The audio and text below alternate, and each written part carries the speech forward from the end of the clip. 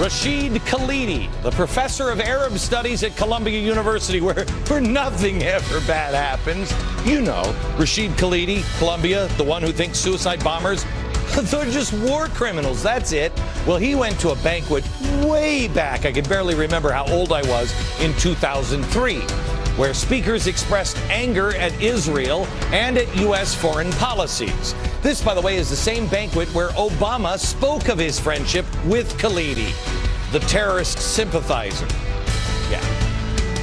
Yeah, he recalled the times where they just sat around the dinner table talking about things. Well, he's just signed a new appeal for funds to outfit a ship that will challenge the Israeli blockade of Gaza in September or October.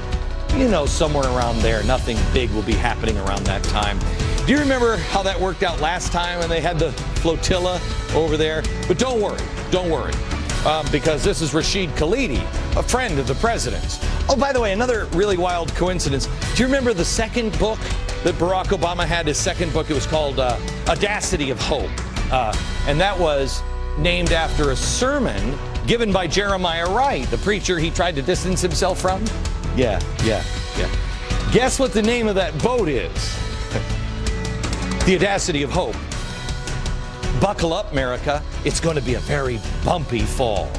And Ben Bernanke began his regularly scheduled testimony before lawmakers, saying this today. Even as the Federal Reserve continues prudent planning for the ultimate withdrawal of extraordinary monetary policy accommodation, we also recognize that the economic outlook remains unusually uncertain. It's unusually uncertain. Wait a minute, it's weird because it looks pretty certain to me the way I look at it. By the way, wasn't the worst behind us? Didn't all of these policies, didn't we pass the stimulus, pass health care, pass the financial reforms so we could be certain that everything was going to be sunshine and lollipops? I'm sorry, maybe I misunderstood. If we were so surely past the rough waters, what could be so unusually uncertain? Totally unrelated note, new claims for jobless benefits climbed more steeply than anticipated last week. Highest level since February. Don't pay no attention. If you're worried about the economy and the horrible job market hurting the deficit, don't worry. 128 Democrats are pushing for a new deficit solution. The public option in health care. They already want to change the health care bill. Oh, man. I wonder why Congress now has an 11% approval rating. They don't care. Hardcore left-wing health care option failed because it was too hardcore for the left wing, even for the hardest core of the hardcore left wing. Representative Lynn Woolsey said, without any irony here at all, that spending billions of dollars on a public option would help the deficit because, quote, it saves so much money. The Audacity of Hope making an appearance again. Oh, great.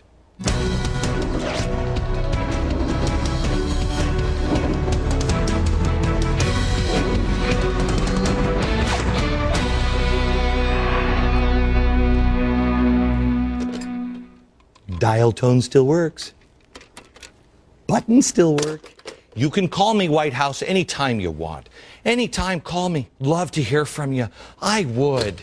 Get anything wrong, I'll correct it right away. Bring, hello. Oh, I got that wrong? Hang on, let me correct it. White House says that's how it'll work.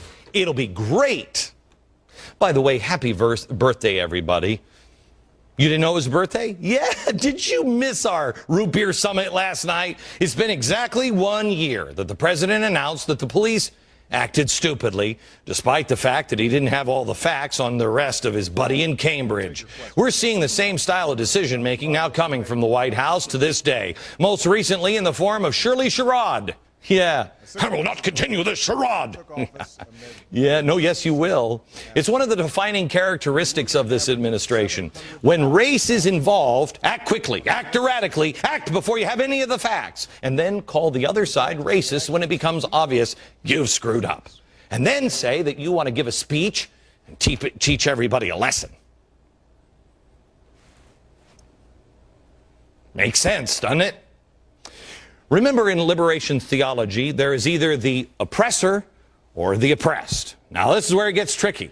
The people who are in charge and fundamentally transforming everything against your will, they are the oppressed. You are the oppressor. The president has to play the oppressed card every time, sitting in the most powerful office in the world. Everybody in his administration, victims. You are victimizing them.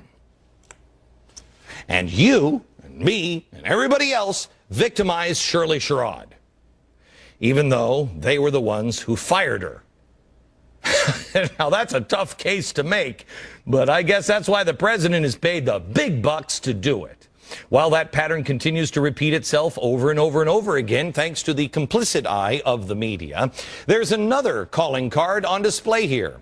I explained with my usual reverence and subtlety as health care was about to be passed. Watch. The guy is absolutely a magician, okay? He wants you to watch. Just keep watching. Look at this. Just do this. Guy's a magician. Putting the spotlight on me. Watch that. What happened? What happened?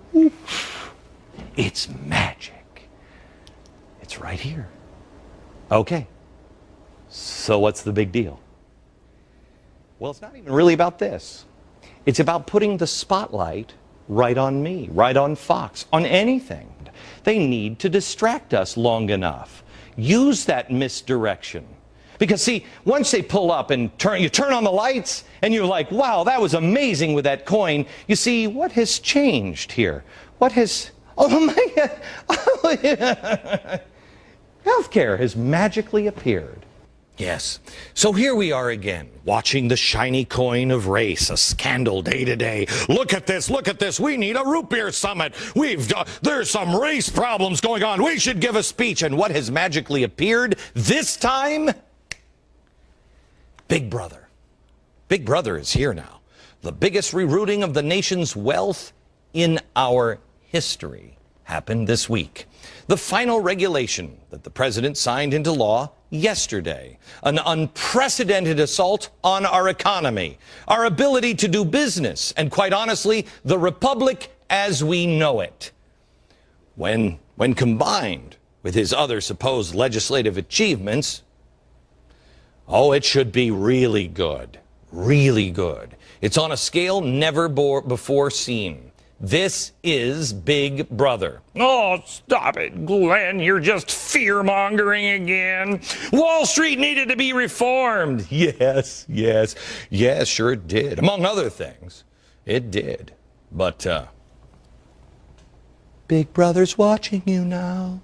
Yeah. Oh, am I scaring you? Tiffany, could we put up something happy because people don't like it when the eyes are watching you? There. Does it make it happier? Yeah. There we go. Now you feel better. Look for the eyes in the sunflowers, because they're there. Let me ask you a question, and ask the flowers behind me.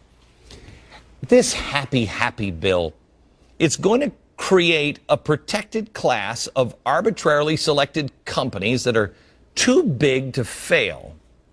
How is that going to solve anything? How is creating a special path for financial institutions that fail punish Wall Street? How can an institutionalizing of bailouts mean that we'll have no more bailouts? They've written down how to do it now. Why do you need 2,300 pages to say that you're no longer going to reward failure? Shouldn't we just say, you're on your own, Jack? We don't have to write that one down. How does this make you feel better? Is it the sunflowers that makes you feel better? It doesn't make you feel better. It's an illusion. It's an illusion. It's pictures that look like something, but they're not. Remember the eyes? This is an illusion. This is magic. There ain't nothing there, Jack. There's nothing there. What's behind the screen? Oh, I don't know. I don't know. Luckily for you, it's the old set. What's behind the screen of this bill? Uh-oh, trouble. Continue to ask the questions. How does punishing lenders for irresponsible lending make it easier for the everyday American to access cash when they need it?